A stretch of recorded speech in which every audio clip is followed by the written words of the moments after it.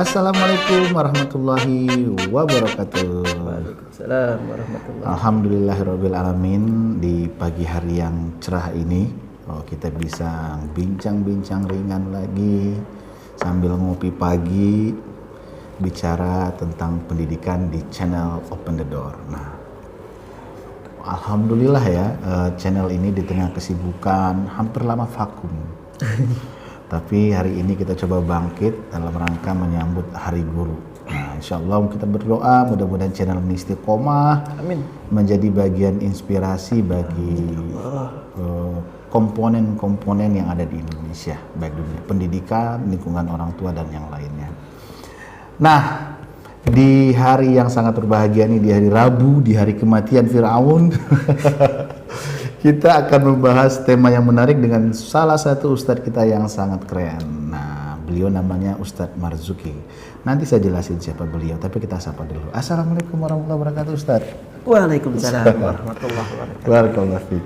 Nah, beliau ini adalah Ustadz Marzuki. Beliau adalah salah satu guru di SMP IT Nur Hikmah.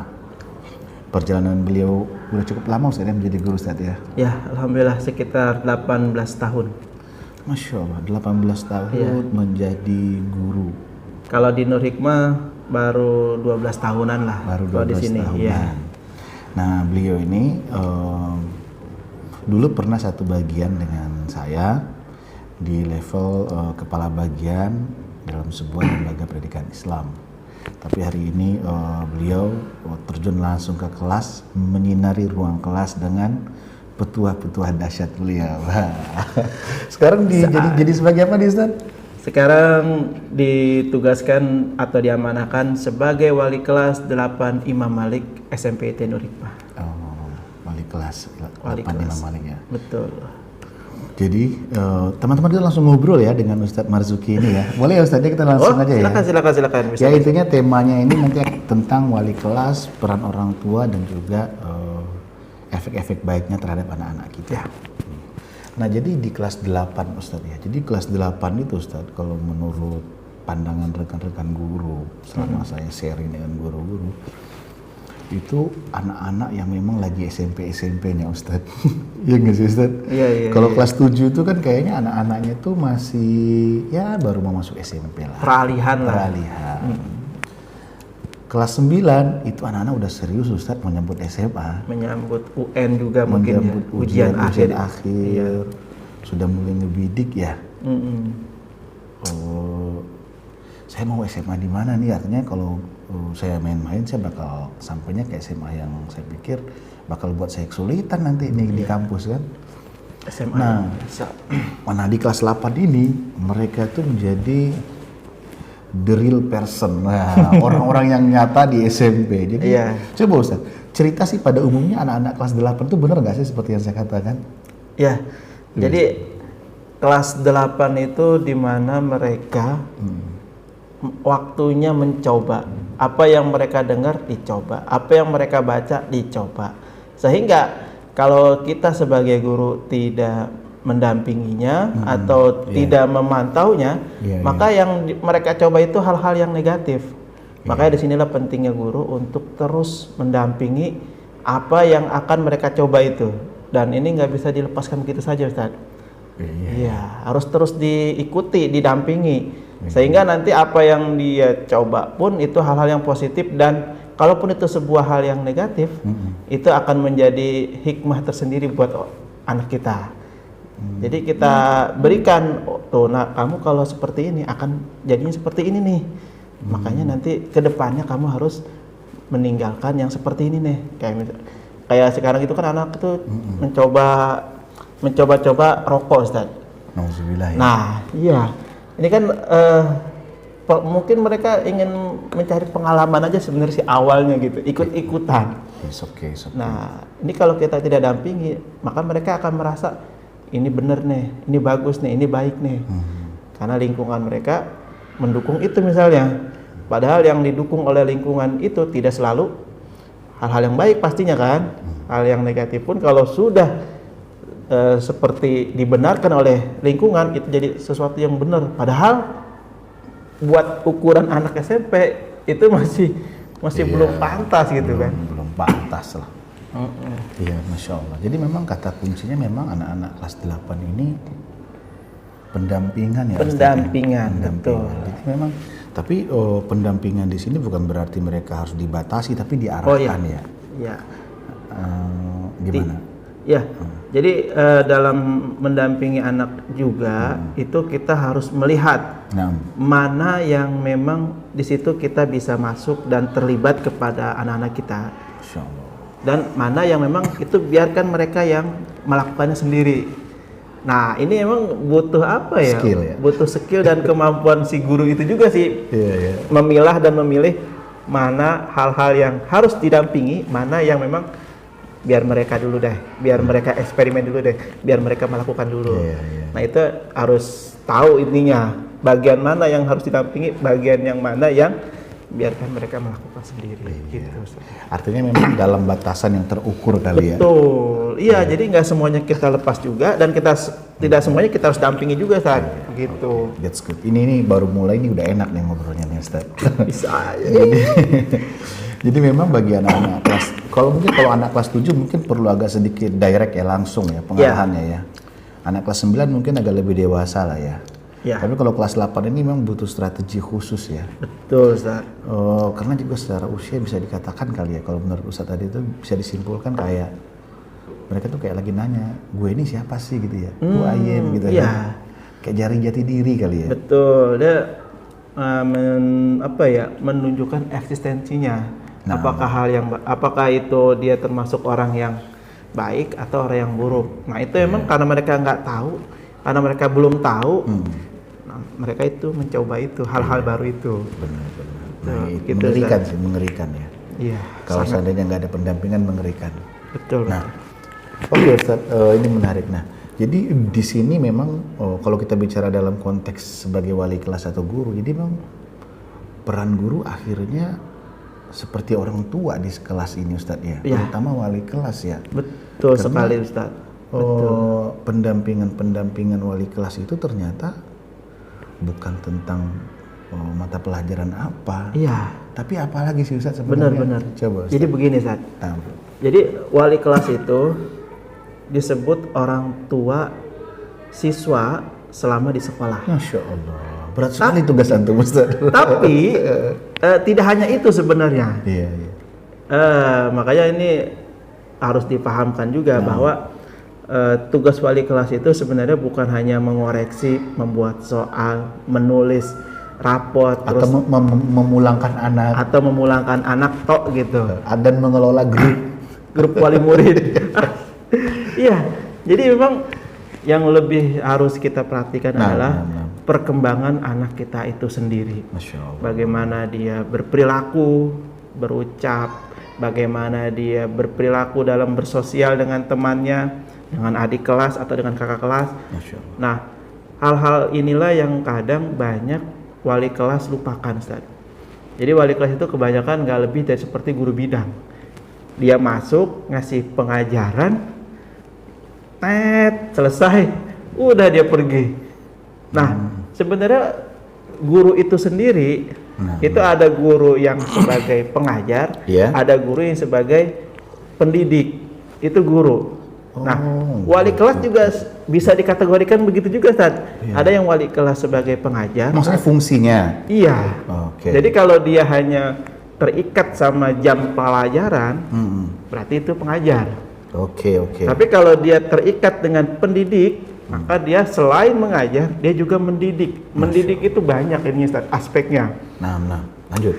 Ya, jadi selain dia mengajarkan apa yang menjadi pelajaran yang dia pegang, dia juga harus mengajarkan di sisi lainnya, yaitu akhlaknya.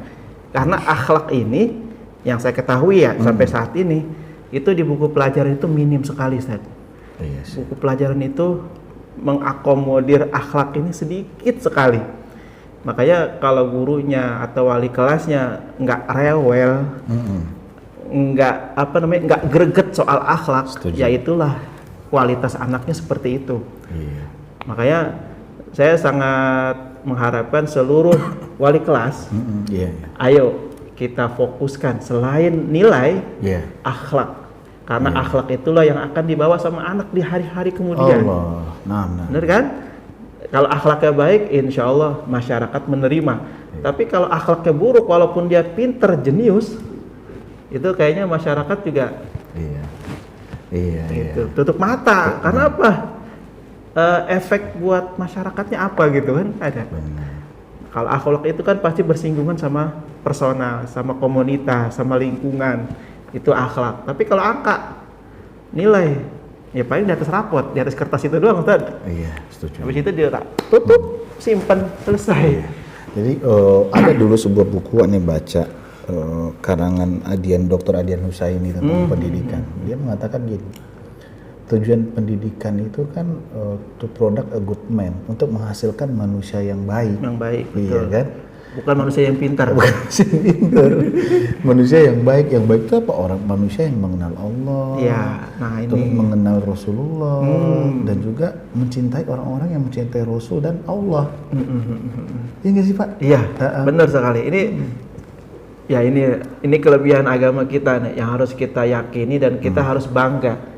Jadi agama kita itu betul-betul fokus bagaimana semua lingkup pendidikan itu dikembalikan ke aspek agama. Mau dia pengajar matematika, mau dia mengajar IPA, IPS, kalau dia memang seorang muslim, pasti dia akan mengaitkan materi itu kepada agamanya. Nah, ini yang sedikit kurang dikuasai atau nggak tahu ya, apa memang kurang pengetahuan atau seperti apa sih, kurang paham. Tapi idealnya setiap muslim itu dia punya tugas itu gitu, mengingatkan tentang Tuhannya, mengingatkan tentang Rasulnya, sehingga itulah nanti yang akan dia bawa ketika dia lulus dari sekolah. Masya Allah. Iya, begitu Ustaz, yang saya pahami sih kurang lebih begitu. Jadi bukan hanya euforia dengan dapat 100, dapat 10, juara 1. Itu itu bagian kecil dari pendidikan. Betul. Gitu. Tapi itu bukan segala-galanya. Bukan segala-galanya. Nah, ini yang perlu kita. Iya.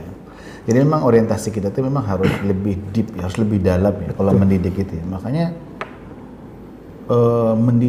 mendidik itu kan memang pekerjaan mulia ya. Betul. Makanya guru itu mulia. Benar. Karena apa?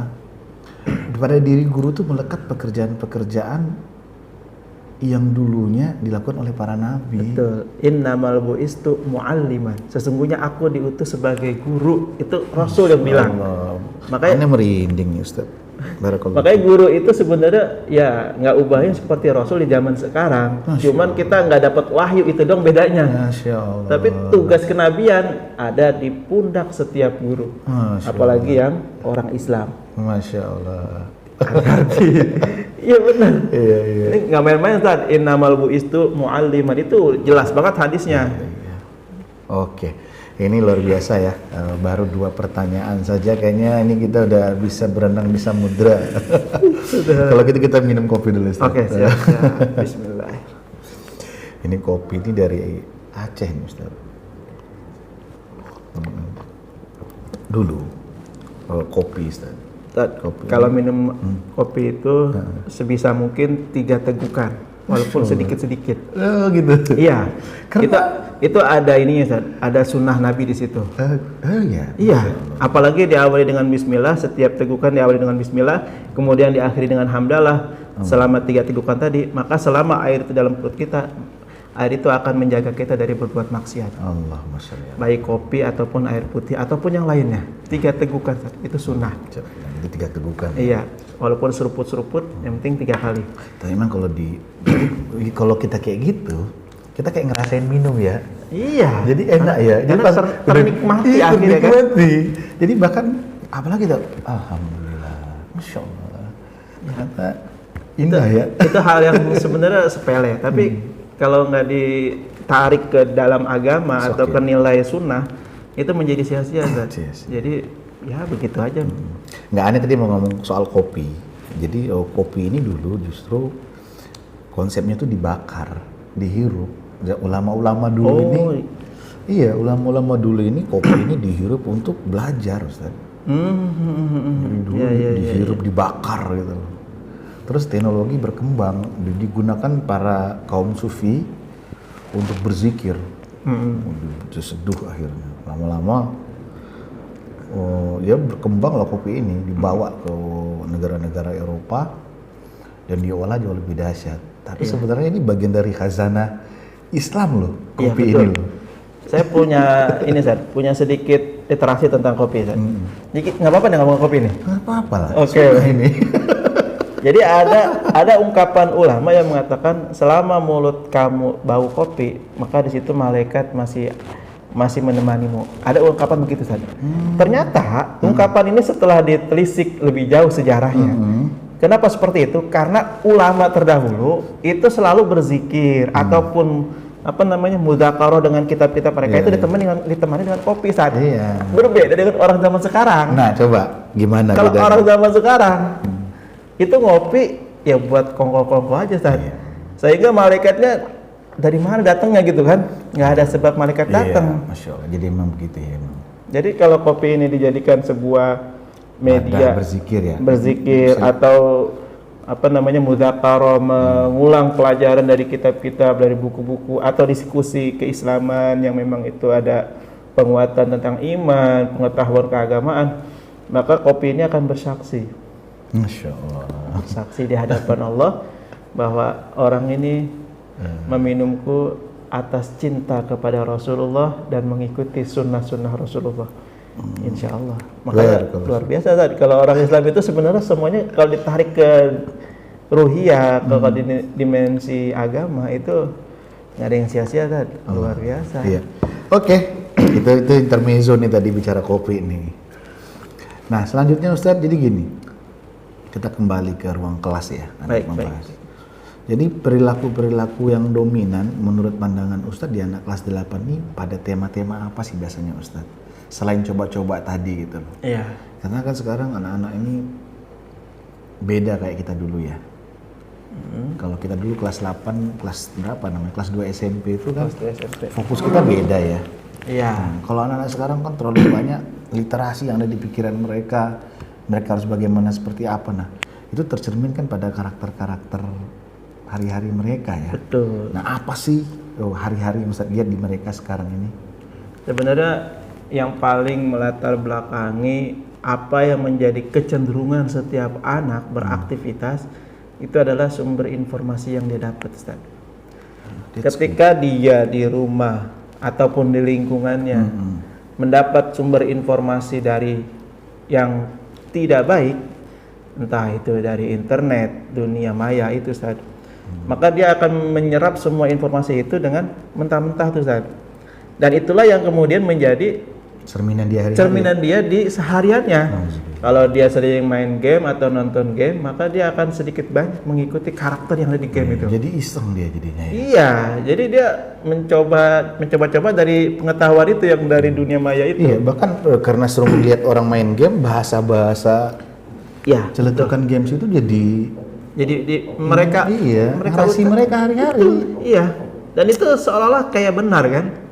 Karena banyak yang pakai nih kata ini nih. Iya. Oh berarti ini nggak ada masalah nih. Dan ini emang di lingkungan gue nih kata-kata ini. Nah, oke aja gitu. Iya, nah itulah makanya ini di sini peran guru dan peran orang tua pastinya sangat dominan. Ketika lingkungan membombardir pemikiran mereka, kalau orang tuanya nggak kuat di rumah atau gurunya nggak greget di sekolah, ya anak itu akan tumbuh dengan pengetahuan tadi dari dunia maya yang notabene belum tentu semuanya bagus dan semuanya baik. Pernah ada yang mengeluhkan begini Ustaz. Nah, mana dengar? Ustaz, anak saya kok melakukan ini nih. Yeah, yang itu notabene negatif lah. Iya, oke. Saya tinggal balik. Ya Bunda, selama ini orang tuanya gimana? Bunda sama ayah seperti apa komunikasinya sama anak gitu kan? Nah ini ternyata memang anak ketika melakukan perbuatan yang kurang baik, itu sedikit banyak efek dari interaksi orang tua yang minim. Jadi ketika orang tua dua-duanya kerja misalnya, ketemunya malam doang atau weekend. Dan ini pada umumnya loh itu. Pada umumnya kita nggak bisa generalisir juga. Karena banyak pada umumnya orang tua sekarang itu dua orang tua itu bekerja, Iya. generasi sekarang. Makanya kalau boleh menyarankan nih buat orang tua yang sibuk bekerja, luangkan waktu yang spesial buat anak, Yang berkualitas. yang berkualitas. Luangkan, ingat, luangkan, bukan menyisakan, tapi luangkan. Good. Jangan sisa Artinya- waktu ya. Iya, kalau udah meluangkan berarti dia sudah menyiapkan tuh apa yang nanti akan dibicarakan sama anak atau apa yang mau dimunculkan dialog sama anak. Oke. Kalau udah disiapkan, otomatis berkualitas lah yang terjadi. Tapi kalau sisa waktu saat Iya. udah yang ada emosi tuh pasti marah aja tuh orang tua tuh karena Nauzubillah. capek kan. Nauzubillah. Pulang kerja, ayah sepatu aku hilang. Itu orang tua langsung Membara ya. kok bisa? Wah, telepon dah sekolah. Ustad. Nah jadi gini, tapi itu iklim hari-hari sekarang Ustaz. Orang tua kerja, anak pulang ke rumah udah malam, kondisi anak udah capek dan pengen tidur, ayah ibunya juga sudah dalam kondisi yang setengah Iya, lelah. betul. Jadi iklim di rumah itu kayaknya emang nggak ada masalah secara fisik ya, tapi jiwa anak-anak pasti kering ya, Kosong, Ustad. kosong. Kosong. Nah akhirnya diisilah oleh Lingkungan lingkungan dan media maya. dan media sosial tadi Media ya. sosial betul ya. Nah, akhirnya kita menemukan ada statement-statement yang sekarang tuh kayaknya umum dikatakan oleh orang tua, Ustadz. Iya, apa itu, Ustad? Nah, iya nih Ustadz, orang tua ringan banget ngomongnya gini. Iya nih Ustadz, kalau sama guru dia dengerin Ustadz. Tapi kalau sama saya nih Ustadz, kayaknya dia susah dengerin saya gitu loh. Iya. Nah, coba Ustadz melihat diksi ini gitu loh. Bagaimana pandangan Ustadz? Ya. Apakah perlu nggak coba komentarnya deh? Ya. Saya mau dengar. Jadi begini, Ustad. Iya, Nam. Pertanyaan yang tadi Ustaz sampaikan itu memang hampir 80% orang tua murid mengeluhkan itu. Yang mana ini dirasakan oleh orang tua seperti hal yang biasa. Dalam artian biasa itu begini. Ya udah, dia kan emang gurunya, makanya dia nurut sama gurunya. Oke. Padahal nggak begitu, Ustaz. Nah, gimana? Ya, ini kalau dirunut ke belakang, itu sebenarnya ada beberapa faktor yang latar belakangi, Ustaz. Makanya kan dalam Islam itu ketika seseorang mau menikah, dia harus tahu dulu ilmu pernikahannya. Ya, ilmu pernikahannya dia harus paham. Sehingga ketika dia menikah, dia tahu apa yang harus dilakukan.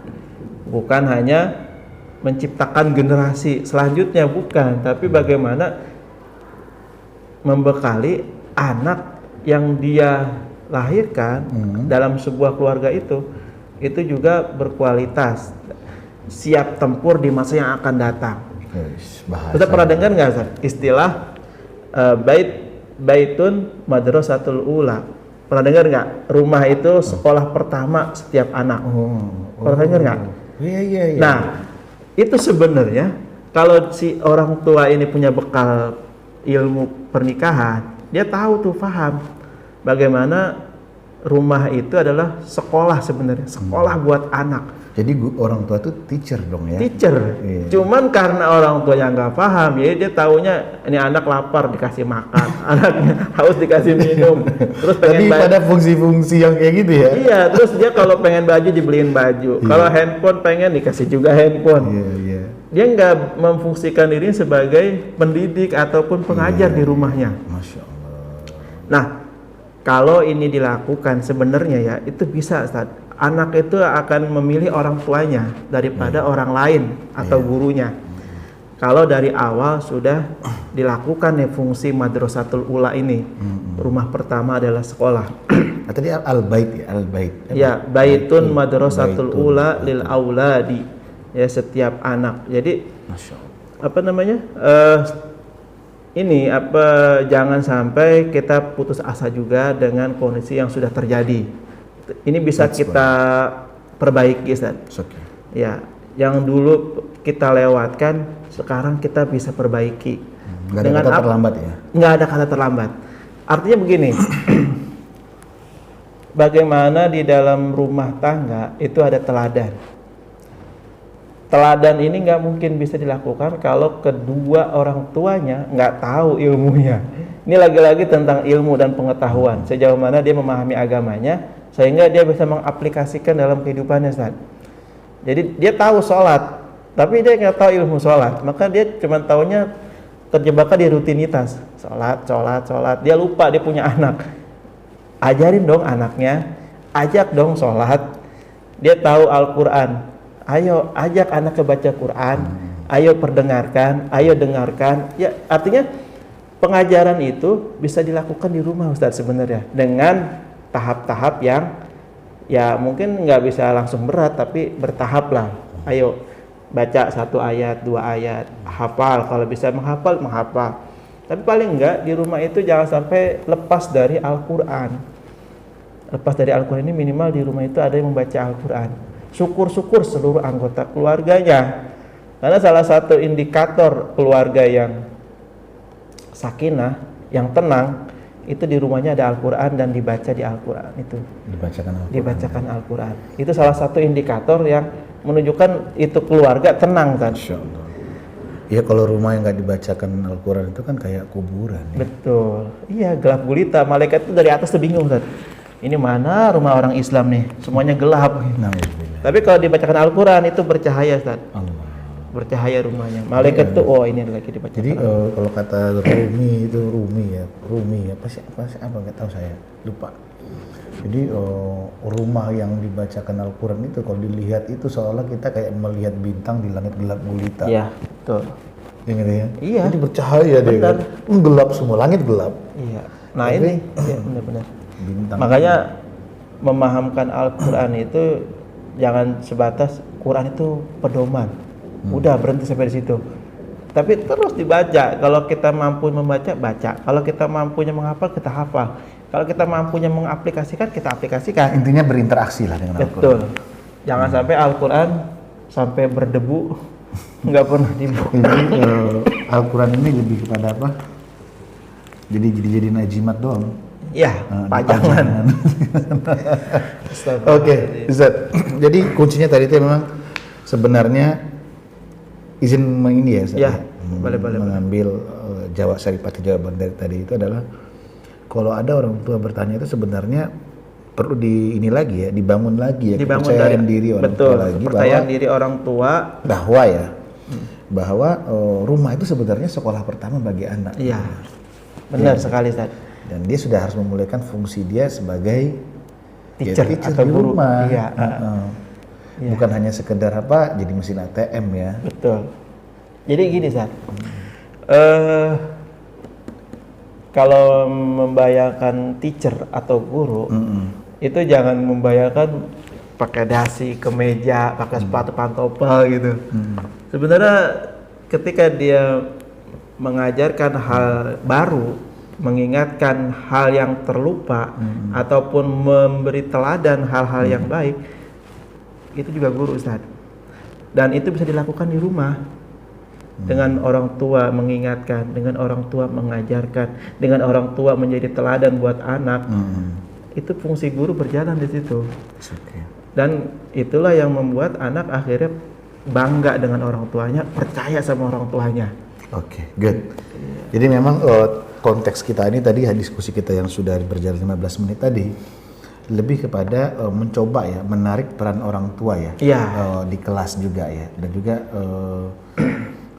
mendefinisikan bahwa walas ini adalah bagian dari orang tua mereka di kelas. Di kelas, betul. Anda pengen melanjut ke pertanyaan berikutnya, Ustaz. Kembali ke tema awal.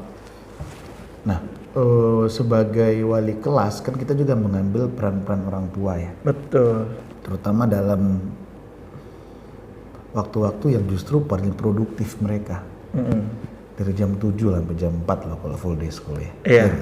Itu kan sebenarnya waktu-waktu di mana ini mesin ini lagi bagus-bagusnya sebenarnya kalau sebagai sebuah mesin. Iya. Dan itu justru jadinya jadi dia pengasuhan pengasuhan yang harusnya diolah oleh orang tua tapi diserahkan kepada sekolah guru. Dan itu dipegang oleh wali kelas. Betul. Jadi wali kelas ini harus mumpuni ya secara skill, pengetahuan dan juga secara rohani ya. Iya, betul. Secara rohani. Nah, Ani pengen bertanya nih, Ustaz. bekal-bekal apa sih yang baik yang dimiliki oleh seorang wali kelas gitu loh. Karena kalau kata Pak Tarmizi tadi, pada Pak Marzuki tadi izin bahwa peran wali kelas itu nggak hanya cuma sekedar mencari nilai gitu Betul. kan. Nah, kira-kira bekal apa nih Ustaz, buat sharing ke teman-teman? Ya. Jadi yang harus disiapkan oleh setiap walas atau guru, yang pertama dia harus mau belajar, mengupgrade diri, baik skillnya maupun wawasannya. Itu penting sekali. Karena ada yang bilang, sebuah ungkapan mengatakan, guru yang mengajar tapi dia nggak mau belajar, maka seolah-olah dia sedang melakukan kezaliman. Kenapa? Ya tidak mungkin dia bisa mengajar kalau nggak punya kemampuan. Sedangkan kemampuan ini harus mengikuti zamannya. Nggak mungkin kita di era 80-an kita praktekin di dalam 2022 ini. Kayak mengunyah-ngunyah pengetahuan lama, Iya. hidupnya di era modern ya. Itu sangat tidak mungkin. Yang pertama itu kemampuan, skill ya, dan wawasan. Yang kedua yang nggak kalah penting adalah ruhiyah. Ruhiyah guru harus baik. Ketika ruhiyah gurunya kurang baik, sholatnya ditunda-tunda, baca Qur'annya males, apalagi puasa sunnah, apalagi sholat duha, susah dilakukan oleh si guru itu, maka ilmu yang ditransfer oleh guru itu pun akan hampa, akan ya efeknya itu kurang, sehingga anak itu berat untuk mengikuti si guru itu. Makanya ada ini Ustaz, ada sebuah pengalaman, Ustaz, ada yang nanya, Ustaz, kenapa ya anak-anak kok susah diatur sama saya Ustaz? Nggak mau nurut sama saya Ustaz. Oke. Terus jawabannya bagaimana? Menurut antum gimana itu? Kalau menurut saya simpel. Yang pertama, dia siap nggak ketika mengajar? Kalau dia persiapkan, pasti dia bisa menguasai kelas itu. Good. Yang kedua, ruhiyahnya si guru itu. Makanya kan idealnya itu kalau guru mau ngajar minimal wudhu lah. Ya Allah. Itu salah satu bentuk persiapan yang dasar banget kan. Karena memang mengajar itu kan ibadah ya. Nah, benar. Ini nih saya suka nih. Jadi guru itu sebenarnya apa ya? Sebuah ritual yang itu bernilai di sisi Allah. Jadi kalau disebut ibadah itu sholat, zakat, puasa, itu mah udah umum. Nah ini tolong dipahamin seluruh guru di Nusantara, di Indonesia, orang Islam terutama, mengajar itu sebuah ritual ibadah, yang mana itu akan dicatat sebagai kebaikan. Masya Allah. Makanya ibadah itu dimulai dengan bersuci kan, lebih asan ya. Iya, itu Pak Marzuki tadi kan. Betul. Dan itu sangat besar efeknya. Gimana itu? Efeknya gimana? Coba bantu kita Ustaz. Jadi ketika kita sudah mempersiapkan diri dari segi media pembelajaran ataupun persiapan lainnya terkait konten yang akan kita ajarkan, kita juga harus membekali diri kita dengan ruhiyah kita yang siap, yang bagus, yang baik di saat itu. Jadi begini, orang yang ruhiyahnya bagus, jangankan dia bicara, dia diem aja, itu orang sudah klik sama kita. Ya Allah. Kita nggak usah ngomong, tapi kalau kita lagi ruhiyah bagus, kita nggak ngomong aja, itu orang udah mendapat hal yang positif dari kita, hal yang baik dari kita. Kita baru diem tuh, apalagi kita sampai bicara, terus kita menggerakkan apa dari tubuh kita, itu orang akan lebih terpesona dengan kita. Luar biasa. Ini bicaranya kita bukan membuat orang terpesona ya, tapi kita bicaranya bagaimana membangun ruhiyah kita. Nah, efek ruhiyah itu sangat besar Ustaz. Ruhiyah itu kalau dibilang mah sebuah energi yang sangat luar biasa di muka bumi ini. Ya, makanya Nabi Muhammad SAW, para sahabat, ulama tuh selalu menjaga kesucian hatinya, menjaga amalia-amaliyahnya. Iya. Jadi kalau ruhiyahnya bagus, ucapannya bagus, akan menjadi hikmah Ustaz. Allah. Perbuatannya akan menjadi teladan. Kalau ruhiyahnya bagus, Ustaz. Jadi apa ya? Bicaranya itu nggak akan menyakiti orang. Ya. Nadanya juga lembut, sehingga orang itu ya senang sama dia. Benar. Sehingga dia akan sedikit-sedikit cari tahu ini orang kenapa, siapa, apa yang dia lakukan. Kok dia kalau ngomong bikin orang simpati ya? Kok dia kalau ngomong kayak sesuatu itu berharga gitu, bernilai. Nah itu ruhiyahnya Ustaz yang berbicara di situ. Ada jadi kata-katanya itu kayak berjalan gitu ya. Masuk Iya, ke pikiran orang. Wah. Terus orangnya dirubah sama kata-kata itu ya. Jadi begini Ustaz, kalau ngomongin ruhiyah itu kita nggak bisa bicara pribadi. Maksudnya bagaimana? Kalau sudah bicara ruhiyah, berarti kita sudah melibatkan pihak ketiga, yaitu Allah. Allah yang menggerakkan itu Ustaz. Dan kita nggak bisa apa-apa udah. Karena kita sudah menyerahkan kepada Allah, Allah yang mengatur, Allah yang menggerakkan orang-orang itu.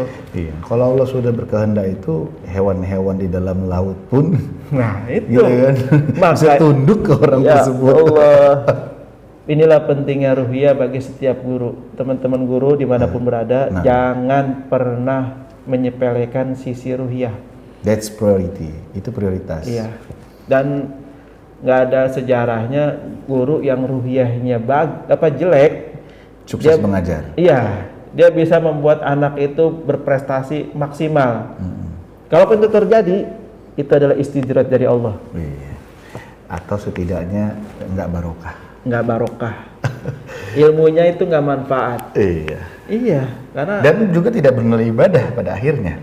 iya otomatis. Otomatis. Karena dia cuma nyari nilai doang. Iya. Oke, ini luar biasa ya. Terima kasih Ustadz Marzuki. Ini panjang ini sebenarnya obrolan nih kalau dengan Ustadz Marzuki, karena memang dia punya literasi yang cukup mumpuni kalau bicara ruang kelas. Tapi insya Allah kita akan lanjutkan lagi nih Ustadz di tema-tema selanjutnya. Kita akan buat berseri lah ini. Kita ngomong anak-anak, ngomong soal kelas dan juga interaksi anak-anak dengan teman-teman mereka. Sekali lagi jazakumullah khairan Ustadz Marzuki telah menginspirasi kita di pagi hari ini. Terima kasih sekali, jazakumullah khairan. Para bunda jangan lupa like, share dan subscribe channel ini agar kami terus semangat menginspirasi Indonesia. Billahi taufiq wal hidayah. Assalamualaikum warahmatullahi wabarakatuh.